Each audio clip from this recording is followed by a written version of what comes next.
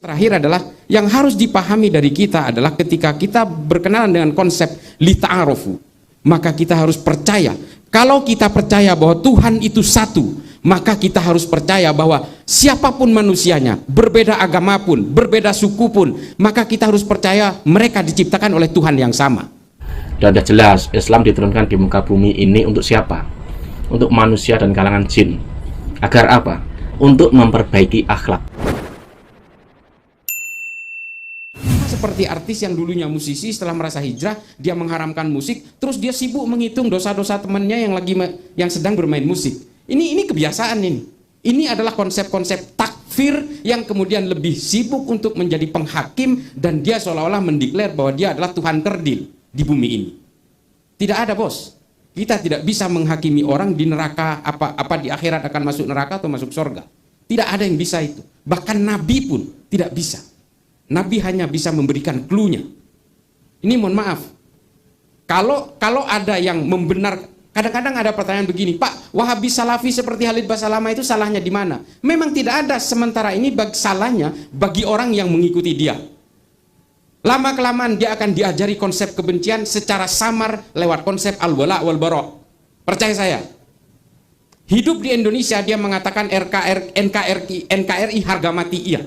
Tapi tanyakan, Pancasila haram apa tidak? Pasti dia mengharamkan. Demokrasi haram apa tidak? Pasti dia mengharamkan. Percaya saya.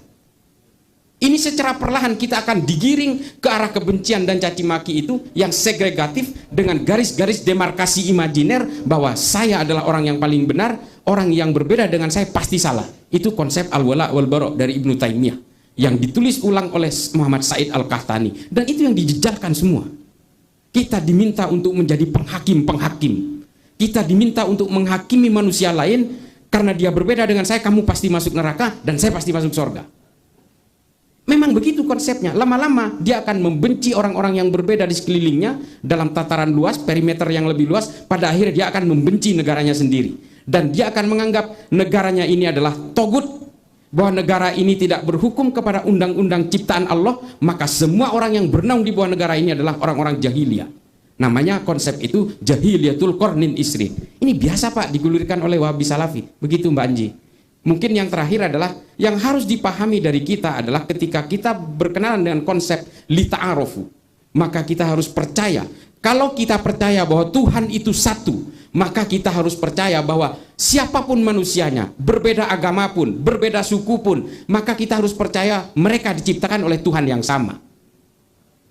Saya ulangi, kalau kita percaya Tuhan itu satu, mau orang Kristen, mau orang Hindu, mau orang Buddha, mau orang Bugis, mau orang Papua, pasti diciptakan oleh Tuhan yang sama. Kalau kita percaya bahwa mereka diciptakan oleh Tuhan yang berbeda, berarti kita menganggap Tuhan lebih dari satu. Ad-dinul akli, ini logika. Makanya kemudian kita ini lahir. Saya ini lahir di Madura, Pak, makanya saya Islam. Orang tua saya Islam. Kalau saya lahir di Meksiko, saya akan Katolik, pasti 100%. Siapa yang bisa menolak takdir kelahiran kita? Lalu atas nama perbedaan agama, lalu kita harus membenci orang lain, mencaci maki orang lain. Oleh Allah, orang Islam itu diharamkan untuk mencaci maki sesembahan orang lain. Karena mereka akan mencaci maki saya sejadi-jadinya tanpa ilmu pengetahuan. Dan ini terjadi.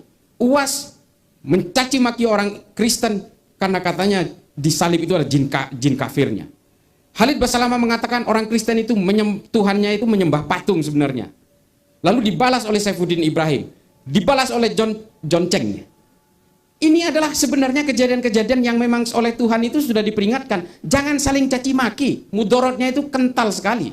Kalian akan saling caci maki yang gak ada gunanya. Makanya kita itu harus toleran. Ini bulan puasa nih. Ini bulan puasa. Ini adalah momentum di mana kita harus melakukan empati itu, bahwa segala perbedaan ini konsepnya adalah lita'arofu. Nggak ada lagi. Saling berinteraksilah kalian meskipun kalian berbeda-beda. Ada yang tidak puasa, ada yang puasa. Ini juga adalah bagian dari perbedaan yang terkecil. Karena di dalam Islam itu, bukan, meskipun ini wajib bagi orang Islam, tapi di dalam orang Islam itu ada rukhsah juga, ada keringanan-keringanan. Jika dia pekerja berat, dia tukang beca, kuli panggul, diperbolehkan tidak berpuasa.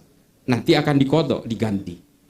Ini adalah keringanan-keringanan yang kemudian kita harus berempati bukan hanya kepada orang non-muslim, tapi kita juga berempati kepada sesama muslim yang diberi keringanan untuk tidak berpuasa.